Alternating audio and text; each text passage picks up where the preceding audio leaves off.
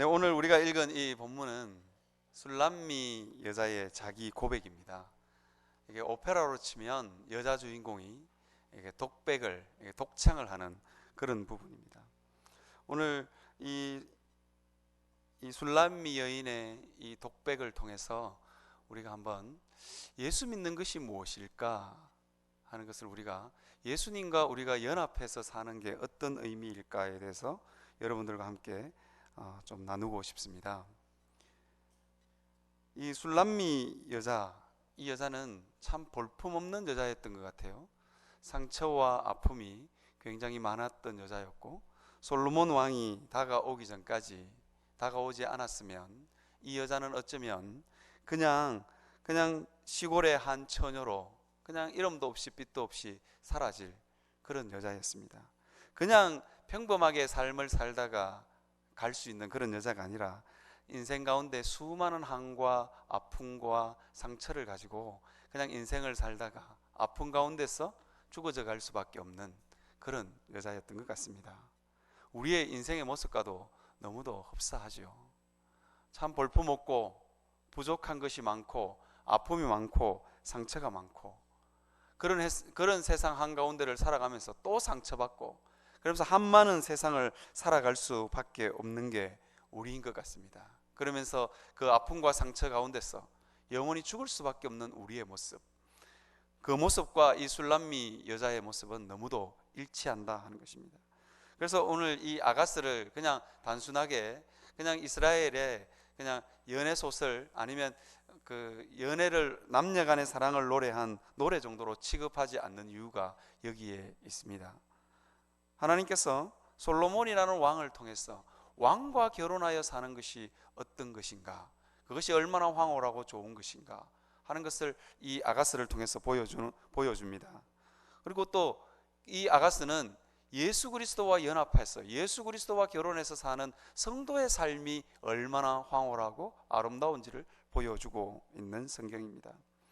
우리가 오늘 읽은 본문을 하나하나 살펴보면서 술람미 여자는 도대체 어떤 여인이었는가 하는 것을 여러분들하고 좀 나누려고 합니다. 예루살렘 딸들아, 그렇게 오늘 본문을 시작하고 있지요. 이게 예루살렘은 수도고요. 이 술람미는 아마 북쪽 갈릴리 지방 어디였을 거라고 추측합니다. 학자들이 정확하게 어떤 곳인지는 모르겠지만 변방의 한 지역입니다.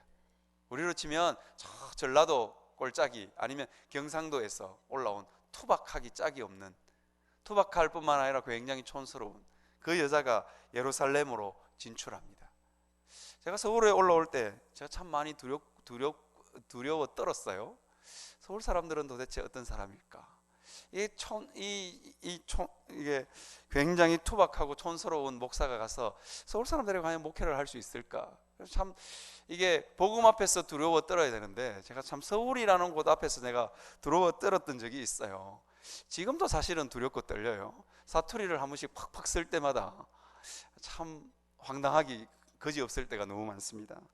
근데 이 술람미 여자가 이 시골에서 시골에서 촌스러움을 덕지덕지 달고 예루살렘으로 진출합니다. 예루살렘으로 진출할 수 있었던 이유가 뭐냐? 왕을 만났기 때문입니다. 그러면서 그 예루살렘의 기세등등한 딸들을 바라보면서, 예루살렘의 기세등등한 처녀들을 바라보면서 이 여자가 전혀 기가 죽지 않는 거예요. 예전 같았으면 기 죽었을 텐데, 그런데 기가 죽지 않는 거예요. 이유가 뭐냐? 왕을 만났기 때문입니다. 왕의 사랑을 한 몸에 받고 있기 때문입니다. 그러면서 그의 참 이 술람미 여인의 참 낮은 자존감, 검으나 아름다우니, 여러분 여기에 이 인생의 비밀이 있는 것 같아요. 검어요. 이게 그냥 술람미 여자가 그냥 검은 게 아닙니다. 그냥 포도원으로 쫓겨나서 포도원 지기를 하면서 햇볕에 거울렀어. 시커먼 거예요. 그냥 태어날 때부터 그냥 이렇게 시커먼 게 아닙니다. 고생을 너무 많이 해서 시커먼 거예요. 그런데 이 왕을 만난 이후에 이 여자가 뭐라고 고백하느냐? 비록 검으나 아름다우니, 그렇게 자기를 표현합니다. 이렇게 표현할 수 있는 힘이 어디서 나오느냐? 그가 왕의 사랑을 받았기 때문입니다. 그리고 나서 5절에 또 이렇게 고백합니다. 게달의 장막 같을지라도 솔로몬의 휘장과도 같구나, 이렇게 표현합니다. 게달의 장막이 뭘까? 이렇게 주석을 이렇게 쭉 찾아보니까요, 게달은 이게 양털도 아니고 염소털이에요. 흑염소털이에요. 그런데 이 검은색이 윤기가 자르르 흐르는 검은색은 참 좋지만, 게달의 장막이라고 표현했잖아요. 장막은 이게 텐트로 치면 맨 바깥에 있는, 이게 유목 생활을 하는 이 이스라엘, 이 팔레스타인 지방에서는 제일 바깥에 치는 장막, 그게 게달의 장막입니다. 검고 거머틱틱하니까, 때가 잘 타지 않으니까 맨 바깥에다가 덮습니다. 여러분, 성막을 여러분 공부해 보신 분들은 알겠지만, 성막 안에는 금으로 장식하고 뭐 가늘게 꼰 배실, 청색, 홍색 실로 꼰 이 천으로 이렇게 탁 덮어 갑니다. 그리고는 맨 마지막에 뭘 듣느냐, 이게 오늘 본문과는 조금 한자만 다른데 해달의 가죽으로 이렇게 덮죠. 아마 이 해달의 가죽과 게달의 이 장막은 비슷한 용도였던 것 같아요. 어쨌든 맨 이 텐트 칠 때 장막의 맨 바깥 부분이라는 거예요. 햇빛에 직접 닿는 거예요. 햇빛에 직접 닿으니까 여러분, 이게 거무틱틱하고 참 얼룩덜룩하고 못나 보이는 거예요. 제가 보니까 아무리 좋은 옷이라도 햇볕에 바른 옷은 우중충하더라고요. 제 서재에 책이 좀 이렇게 있는데, 그 책에 햇볕이 들어오는 부분의 책은 한 번도 보지 않았음에도 불구하고 그냥 신대원 다닐 때 사서 욕심으로 책을 사서 그냥 꽂아뒀을 뿐인데 헌책이 돼 있더라고요. 그 안쪽은 굉장히 새 책 같아요. 그런데 그 햇볕이 닿은 모든 부분을 빛이 바라더라고요. 이게 게달의 장막이 그런 부분을 말하는 거예요. 여자의 피부가 게달의 장막처럼 거머딕틱하니까 얼마나 힘들고 어렵겠어요. 저는 우리 딸내미 얼굴 볼 때마다 늘 절망합니다. 닮지 말아야 될 걸 닮아가지고 아빠의 시커먼 피부를 닮았어요. 이걸 고쳐줄 수도 없잖아요. 이게 걸러서 시커멓고 태어날 때부터 게달의 장막처럼 시커먼 피부를 가지고 태어난 거예요. 우리 딸도 그렇지만 여자가 그렇게 태어난 거예요. 그러니까 얼마나 한스러운 삶을 살겠어요. 여자가 못생기고 또 이게 그냥 태어날 때보다 못생기게 태어났어요. 얼마나 한이 많겠어요. 이 술람미 여인이 그런 여인이었다는 거예요. 그런데 아름다운 자기 고백을 합니다. 내 피부는 게달의 장막 같을지라도 솔로몬의 휘장과도 같구나, 그렇게 표현합니다. 이게 여러분, 아까 제가 늘 강조했죠. 왜 이런 고백이 가능할까? 답을 아시죠? 왕을 만났기 때문입니다. 왕의 사랑을 한 몸에 받고 있기 때문입니다. 그리고 나서 6절에 자기를 이렇게 고백합니다. 내가 햇볕에 쬐어 그 무스름할지라도 흘겨보지 말 것은 내 어머니의 아들들이 나에게 놓아여 포도원지기로 삼았습니다. 그렇게 표현합니다. 그 무스름하다, 인물이 참 못났다 하는 건 제가 이미 다 설명을 했습니다. 이게 인물이 적당히 못나야지, 정말 못나면요 낮은 자존감을 가지게 됩니다. 적당히 못나야지, 그것도. 근데 이 술람미 여인은 그런 여인이었던 것 같아요. 그런데 오늘 이 본문은 이 술람미 여인을 설명하면서 아주 또 재미있게 이게 이 술람미 여인의 가족사를 좀 볼 수 있게 해줍니다. 이 뭐라고 고백하냐면 내 어머니의 아들들이, 그렇게 표현합니다. 여러분, 이게 성경에서 내 어머니의 아들들 그런 표현은 잘 안 나옵니다. 왜 이 여자는 자기를 소개하면서 왜 내 어머니의 아들들이 뭐라고 했냐, 내 어머니의 아들들이 나에게 놓아여 포도원지기로 삼았습니다. 나의 포도원을 내가 지키지 못하였구나, 그렇게 표현합니다.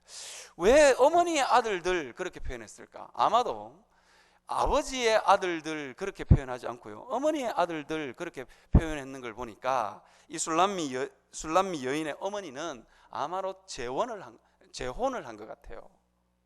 재혼을 하고, 그리고는 그 재혼한 아버지와 함께 아들들을 놓았던 것 같아요. 그러니 이 술람미 여인이 얼마나 이게 천덕꾸러기였겠어요. 멸시와 조롱과 미움을 한 몸에 받을 수밖에 없는, 이게 아버지가 다른 형제 밑에서 이 여인이 컸던 것 같아요. 그래서 내 어머니의 아들들 그렇게 표현합니다. 그리고는 이 술람미 여자가 포도원이 있어요. 자기 포도원이. 이 자기 포도원이 뭘까? 여러분, 우리가 잘 생각해 보면요, 이스라엘에는 기업을 무르는 풍속이 있죠. 그게 뭐냐면 아버지의 재산이 딸들에게도 이렇게 딸들에게 상속됩니다.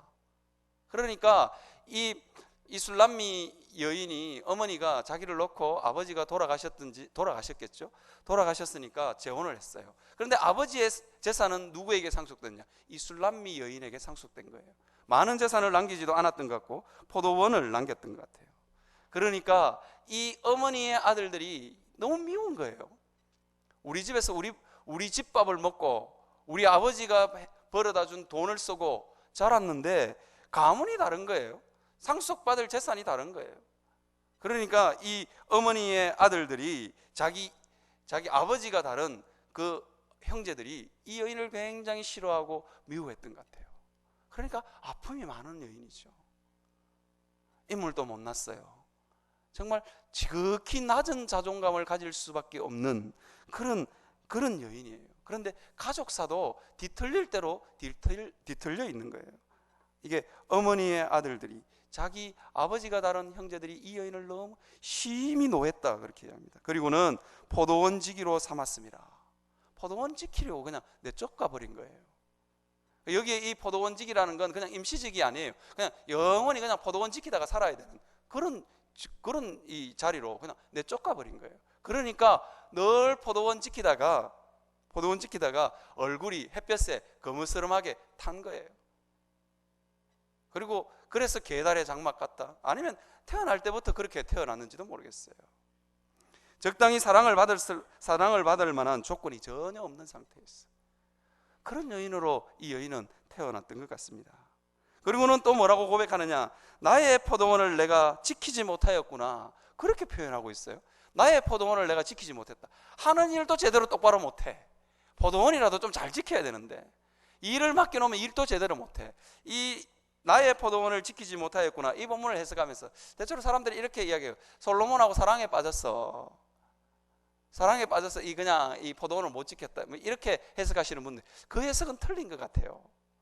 그냥 여자가 포도원을 지키니 그 포도원을 제대로 지킬 수 있겠어요? 힘 있는 놈이 와서 그냥 포도 하나 따먹어도 아무 말 못하고 빼앗아가도 아무 말 못하고, 그죠? 또 폭풍우가 내리거나 아니면 들짐승이 오면 쫓가야 되는데 쫓지도 못하는 이 여인의 비참함, 그러면서 자기 일도 능수능란하게 해내지 못하는 이 여인의 모습을 그려주고 있는 것입니다. 그래서 포도원도 제대로 못 지켜, 하는 일도 제대로 못해, 우리식으로 표현하면 취직도 제대로 못해, 태어난 환경도, 태어난 가족사의 배경도 굉장히 비참할 뿐만 아니라 생긴 것도 못생겼어. 심한 자존감을 가질 수밖에 없는 그 여인이에요.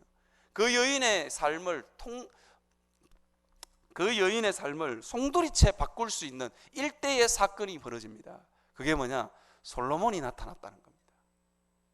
우리가 이것을 한번 잘 기억했으면 좋겠습니다. 여러분, 우리 삶 가운데 우리 삶이 정말로 비참하다 할지라도, 우리의 삶이 뒤틀릴 대로 뒤틀렸다 할지라도, 심한 상처가 있어서 대인관계를 제대로 맺을 수 없을 만큼의 아픔이 있다 할지라도 우리 삶은 예수 그리스도가 오시면 변화될 수 있다는 것입니다.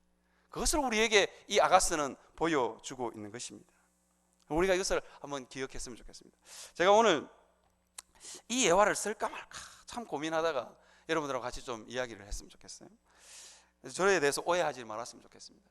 제가 대학 2학년 때 SFC에서 신입생 환영회를 했는데 제 눈에 딱 띄는 여학생이 하나 있었어요. 예뻐서가 아니라 순간 그 여자 후배를 탁 보는 순간, 저는요 어지간한 여자를 보면 저는 한눈에 반하는 여인의 외모에 대해서 별로 신경 안 쓰는 그런 스타일의 사람이에요. 오해하지 마시기 바랍니다. 그 여학생을 딱 보는 순간 어떤 느낌이 딱 들었냐면, 쟤 시집 가겠나 그런 생각이 들더라고요. 아니, 제가 책임져 줄 것도 아닌데 갑자기 걱정이 확 밀려오더라고요. 정말 좀 심각하게 자유롭게 생겼어요. 그래서 아니나 다를까 이 학생은 굉장히 낮은 자존감을 가지고 있어요.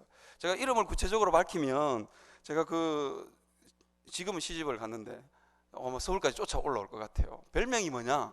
타칭 자칭 별명이 뭐냐? 마숙이에요. 마숙. 뒤에 숙자가 붙었거든요. 근데 자기를 가리켜서 자기는 뭐라고 그러냐? 마숙이라 그래요. 마숙이. 근데 한 번씩 히스테리가 폭발을 하는데, 히스테리가 한 번씩 폭발을 하는데 전 SFC 형제들이 부들부들 떨 정도로 무서워해요. 다들 뭐라냐? 저 여학생 앞에서는 조심해야 돼. 언제 히스테리가 폭발할지 모르니까. 자기도 알아요. 마치 자기가 대학 시절에 연애를 못하는 건 외모 때문이 아니라 내 성격 때문이야, 뭐 그렇게 대변하듯이 그렇게 사는 자매였어요. 그런데 어느 날 30이 훌쩍 넘겨서 시집을 가게 됐어요. 사실은 시집 가기 1년 전에 저에게 전화가 왔어요. 오빠 목사지, 시집 좀 보내주면 안 돼? 어디 괜찮은 놈 하나 없어? 그렇게 묻는 거예요. 제가 그 이야기를 딱 듣는 순간 제 마음이 어땠냐면 가슴이 철렁 내려앉았어요. 제 속에 뭔 새끼 해주면 평생을 씹힐 것 같은 느낌이 드는 거예요. 가슴이 철렁 내려앉았는데, 그리고는 잊어버리고 살았죠. 그리고는 한 1년쯤 지났는데 그 자매가 전화가 왔어요. 오빠 나 시집 가. 난 농담인 줄 알았어요. 그런데 시집을 가게 된 거야. 그래서 제가 조용히 결혼식장에 가서 축하도 해주고, 그리고 어느 날 한번 조용하게 한번 만날 일이 있었어요. 야, 너 어떻게 시집을 가게 됐냐? 그러니까 이 자매가 뭐라고 이야기하냐니까, 오빠 나 깊이 기도했어 그러더라고요. 그래서 깊이 기도했더니 자기도 35을 훌쩍 넘겼으니까 시집을 못 갈 줄 알았대요. 그런데 가야 되겠다는 생각이 들어서 깊이 기도했더니 3살 연하의 자기 교회 후배가 옛날부터 자기를 흠모하고 있었대.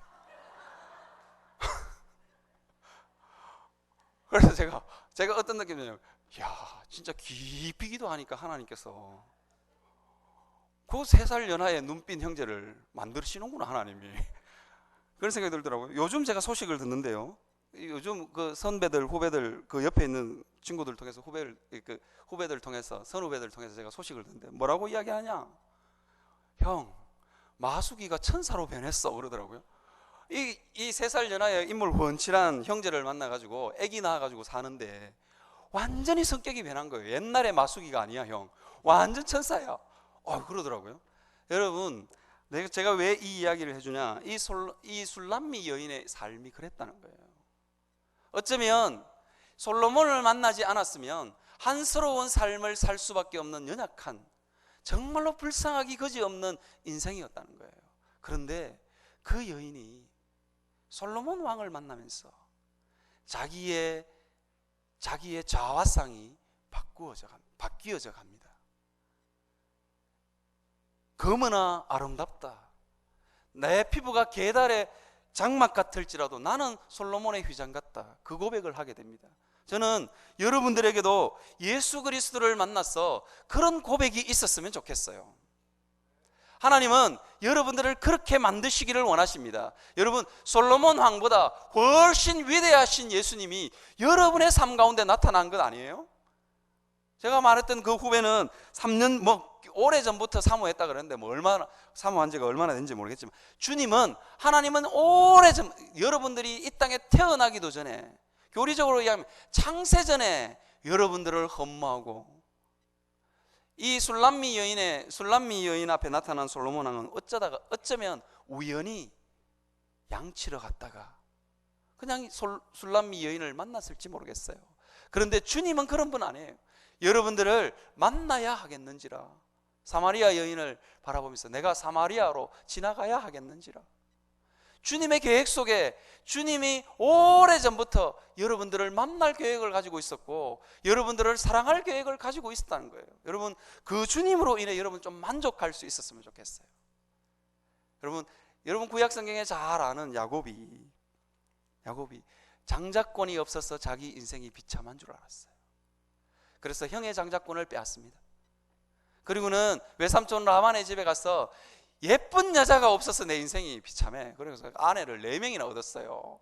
4명이나 얻고 나니까 더 골치 아픈 거예요. 이게 이 야곱의 삶은 끊임없이 추구하는 삶이에요. 끊임없이 빼앗고 쟁취하고 움켜쥐는 게 이 야곱의 삶의 특징입니다.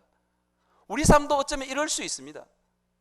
끊임없이 뭐가 있으면 행복할 것 같고, 우리 아들이 좀 서울대를 가면 내 인생이 완전히 필 것 같고, 서울대 가도 안 핍니다. 서울대 가면 아들 미국으로 날아갑니다. 그냥 제 아는 후배는 미국으로 날아갔는데 안 돌아오더라고요. 미국에. 그 어머니는 아들 한번 보고 싶었어. 명절 때만 되면 가슴을 쳐요. 여러분, 여러분들 인생에 뭐가 없어서 행복한 게 아니라는 거예요. 여러분의 인생 가운데 누가 없었어? 예수 그리스도가 없었어. 여러분, 이 야곱이요, 그 고민을 하자마자 야곱의 삶이 그런 삶이에요. 움켜져야 나는 행복할 수 있어. 그러다가 움켜지다가 더 움켜지려고 도망 나오죠. 외삼촌 라반의 집에서 도둑질한 것처럼 도망 나옵니다. 그 약복강 강가에서 하나님이 야곱을 만나 주시죠. 야곱이 그때 깨닫는 거예요. 하나님의 축복이 있어야 내가 행복해질 수 있구나. 나는 끊임없이 움켜지는 삶을 살았는데 하나님이 내게 축복해 주셔야 내가 살아갈 수 있는 존재구나. 행복은 고사하고 하나님의 축복이 있어야, 하나님의 은혜 부으심이 있어야 내가 이 땅을 살아갈 수 있는 존재구나. 야곱이 그걸 깨닫습니다. 그리고는 자기 이 한도뼈가 얼그러지는지도 모르고 붙들고 매달리는 거예요. 이게 야곱의 삶입니다. 그때 이후로 야곱의 삶이 완전히 바뀝니다. 장자권이 없어서 열등감에 빠지고, 장자권이 없어서 늘 비참했던 야곱이에요. 가진 재산이 없어서 비참했던 야곱이에요. 그런데 야곱의 인생을 표현하면서 뭐라고 표현하느냐, 제가 여러 번 여러분들에게 말씀드렸는데, 야곱의 인생 가운데 가장 아름다웠던 순간이 언제냐? 언제일 것 같아요? 히브리서 기자는 야곱의 인생을 기록하면서 지팡이 머리를 짚고 애굽 왕 바로를 축복했던 그때가 가장 아름다운 순간이다, 그걸 이야기를 해요. 아니, 애굽에 야곱이 왜 갔어요? 양식 얻으러. 거지꼴로 해가지고 바로왕 앞에 섰어요. 가진 것이 하나도 없는 비참한 존재 아닙니까? 대제국왕 애굽왕 앞에서 기죽을 게 얼마나 많았겠어요. 여러분, 제가 여러 번 말씀드렸지만 대통령 정도 만나면요, 나는 고개를 빳빳이 들 거야 뭐 이러지만 팍 숙여집니다. 그 권위와 세상적인 권위와 그 영광이 얼마나 대단한 줄 몰라요. 제가 한번 이 이야기하면서 말씀드렸죠. 제가 삼성화재 사장 보고 나는 절대로, 내가 삼성화재 직원도 아닌데, 그러면서 인사를 팍팍 하는데 막 90도로 인사를 보면서 제가 한 50m 줄 서가 있으면서 제가 참, 나는 절대로 안 저래야지, 나는 목사야 그러고 왔는데 그 앞에 가니까 그냥 바로 숙여지더라고요. 저도 그 숙이고 나서 제가 돌아서면서 되게 기분 나쁘더라고요. 와이프가 이 회사 직원이지, 나는 그 회사 직원도 아닌데 내가 왜 숙였을까? 이게 그 정도의 그게 있는 거예요. 그런데 야곱은 대제국왕 애굽왕 앞에 갔어. 양식국을 하러 갔어. 환도뼈가 부서져서 지팡이를 짚고 쩔룩쩔룩 절면서 팔레스타인의 촌노, 완전히 촌스러운 촌노 아니에요? 그 촌노가 딱 지팡이 머리를 짚고 어떻게 하나, 바로를 축복해요. 이게 가당치도 않는 일이 벌어지는 거예요. 왜 이래 가능했느냐? 그 마음 가운데 하나님이 있었기 때문입니다. 세상 누구도 줄 수 없는 그 은혜를 줄 수 있는 분, 그분에 대한 영광이 그에게 있었던 거예요. 하나님의 사랑을 받은 사람은 최소한의 이 정도의 자존심은 있어야 된다. 우리가 세상 것 없어서 울고, 세상 것 없어서 우리가 비참함을 느끼고 그러면 우리는 한번 다시 돌아봐야 됩니다. 내게 도대체 하나님의 사랑이 있는가? 내게 도대체 솔로몬 왕이 술람미 여인 앞에 딱 나타나서 너 사랑한다 그렇게 했을 때, 예루살렘 여자들아 나를 비웃지 마라, 예루살렘 여자들아 내 따라와라 그러면서 이 술람미 여인이 노래를 해요. 절대로 기죽지 않는 이유가 뭐냐? 왕의 사랑이 있었기 때문이죠. 우리도 마찬가지입니다. 우리에게 누구의 사랑이 있느냐? 하나님의 사랑이 있는 거 아니에요? 하나님이 여러분들을 창세전부터 사랑하기로 작정하고 여러분들 앞에 나타나신 분이 하나님 아닙니까? 그 하나님으로 만족하고 자족할 수 있는 여러분들이 되셨으면 좋겠어요. 하나님 앞에서 그 하나님의 사랑을 날마다 간구하고 갈구하고 그럴 수 있었으면 좋겠어요.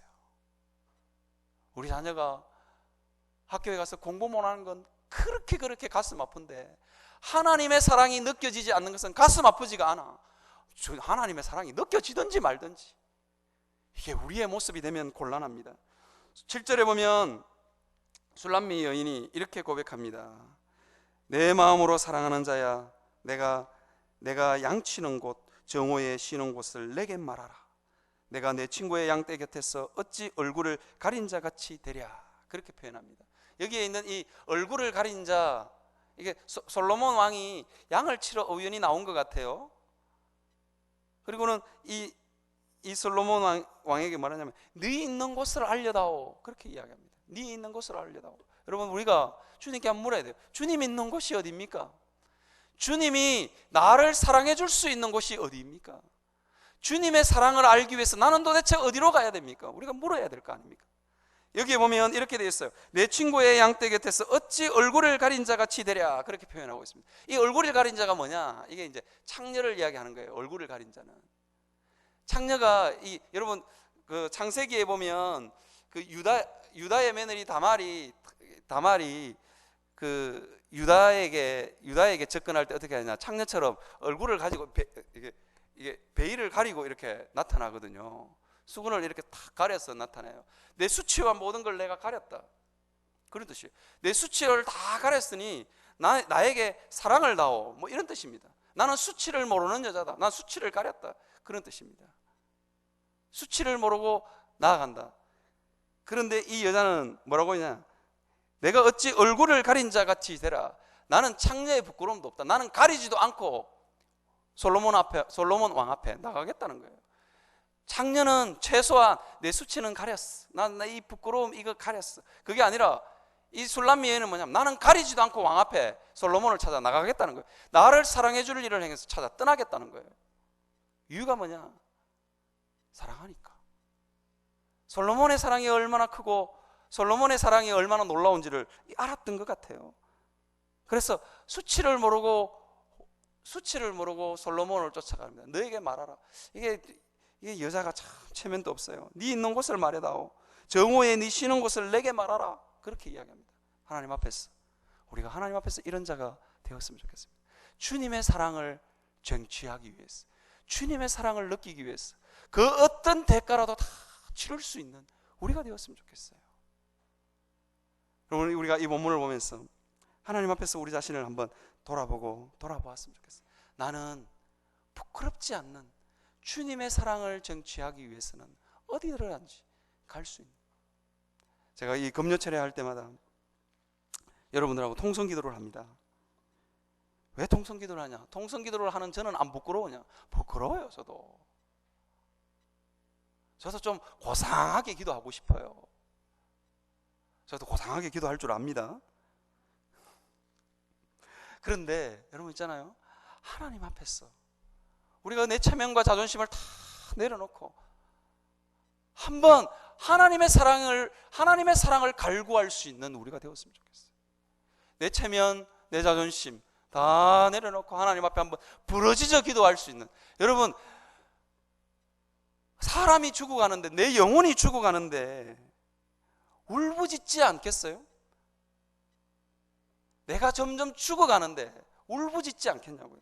이 여인이 그 이야기를 하고 있는 겁니다.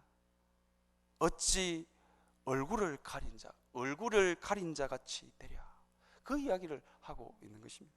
사랑하는 성도 여러분, 하나님 앞에서 우리가 정말 체면불구하고 하나님 앞에 깊이 기도할 수 있는, 하나님의 사랑을 갈구할 수 있는 여러분들이 되시기를 바랍니다. 그럴 때 어떤 일이 일어나느냐? 이런 일이 일어납니다. 그무나 아름다우니 게달의 장막 같을지라도 솔로몬의 휘장과도 같구나. 그렇게 이야기하게 되는 것입니다. 자기의 모든 아픔과 상처가 치유되고 고쳐집니다. 죽게 나아가는 사람이 받는 은혜가 이런 은혜입니다. 우리가 이 땅을 살아가면서, 이 험한 이 땅을 살아가면서 우리는 수없는 아픔을 가지고 살아갑니다. 원통한 일이 우리 가운데 얼마나 많은지 모릅니다. 그런데 사랑을 아는 자는 그 모든 것들이 다 녹아내립니다. 제가 이야기했죠. 마수기가 천사가 되는 역사가 어떻게 있냐? 주님의 풍성한 사랑이 부어지면 가능한 거예요. 여러분, 그래서 천국을 설명하면서 마태복음에 천국을 설명하면서 그렇게 이야기해요. 천국은 풍성함인 거예요. 여러분, 풍성한 은혜가 부어지면, 풍성한 사랑이 부어지면 우리의 메말랐던 심령들, 상처난 모든 것들이 다 회복되는 거예요. 어느 심리학자가 실험을 했다 그래요. 부모와의 애착 관계가 없는 아이, 어렸을 때 태어나자마자부터 이렇게 부모에게 버려진 아이, 그 버려진 아이는 애착 관계가 형성되지 않는다 그래요. 애착 관계가 형성되지 않는 그 아이는 다시 회복될 수 있을까? 심리학자들이 놀란 게 그거래요. 이게 애착 관계는 부모랑 한 살이나 2살 때 거의 형성된대요. 그런데 그때 부모랑 헤어지거나 부모가 죽거나 아니면 부모가 버렸거나 그런 아이들이 애착 관계가 형성되지 않아서 참 이 정신질환으로 발전할 확률이 많은데, 문제는 뭐냐면 그 아이를 입양한 부모가 풍성한 사랑을 부어주면 그 애착 관계가 회복된다는 거예요. 여러분, 우리가 이 땅을 살아가면서 수없는 상처들을 가지고 살아가지만 주님의 풍성함을, 주님의 사랑의 그 풍성함을 우리가 경험함으로 우리의 아픔이 치유되고 고쳐지는 역사가 일어났으면 좋겠습니다. 그래서 내 상처는 꼭 숨기고 덮고 덮어야 되는 것이 아니라 이 술람미 여인처럼 그무나 나는 아름답다, 계달의 장막같이일지라도 나는 솔로몬의 휘장과도 같다, 그렇게 고백할 수 있는 그런 담대함이 여러분들 안에 있기를 바랍니다. 주님을 만난 사람만이 가능합니다. 주님의 풍성한 사랑을 경험한 사람만이 이 은혜를 경험하게 되는 것입니다. 제 간증을 하나 하겠습니다. 저는 제 눈이 실명인 것, 사실 서울시민교회만 올 때만 해도 제가 이쪽 눈이 짝눈이었잖아요. 이게 반쯤 감겨가지고 제가 그 시절을 쭉 보냈습니다. 그런데 저는 반쯤 감겼던 그 순간에도 저는 제 아픔에 대해서 충분히 이야기할 수 있었습니다. 왜 이야기할 수 있었느냐? 저는 그 반쯤 감긴 눈, 그것을 통해서 하나님의 사랑을 경험해 봤기 때문입니다. 저는 초등학교 5학년 때부터 그 부분 때문에 말씀하시는 하나님을 제가 경험했거든요. 그러니까 자랑스럽게 말할 수 있는 것입니다. 우리의 아픔과 우리의 핸디캡이 더 이상 숨겨야 될 세상이 아니라 찬양의 제목으로 바뀌게 되는 것입니다. 제가 왜 목사가 되어서 여기에 서 있을까? 저는 제 눈 때문에 부어주신 하나님의 사랑 때문이라고 생각합니다. 그무나 아름답다라고 저는 말할 수 있습니다. 사랑하는 성도 여러분, 우리의 상처와 아픔은 숨기면 숨길수록 더 검소입니다. 그래서 신앙생활, 내 마음 안에 있는 아픔과 상처, 부끄러운 수치심, 이런 것들요 마음 안에 꼭꼭 쌓아둬요. 쌓아두면 나중에 나이 들면 정말로 고집 세고 정말로 마귀 할멈 같은 그런 그리스도인 되는 거예요. 강팍하기 짝이 없는 그리스도인 되는 거예요. 그런데 주님의 풍성함으로 그걸 다 녹여내야 되는 거예요. 교회 오래 다녔다고 그게 녹아내리는 게 아니에요. 주님의 사랑을 풍성히 받음으로 그걸 녹여내야 되는 것입니다. 우리가 이 땅을 살아가면서 얼마나 많은 아픔과 상처를 경험하는지 몰라요. 우리 주변에 어머니의 아들들 같은 우리를 바라보면서 노하는 수많은 사람들이 있는 거예요. 저는 목회를 오래 하면서 제가 깨달은 게 있어요. 내가 못나지 않아도 나를 향해서 노하는 사람들이 있구나. 그냥 나를 싫어하는 사람들이 있구나.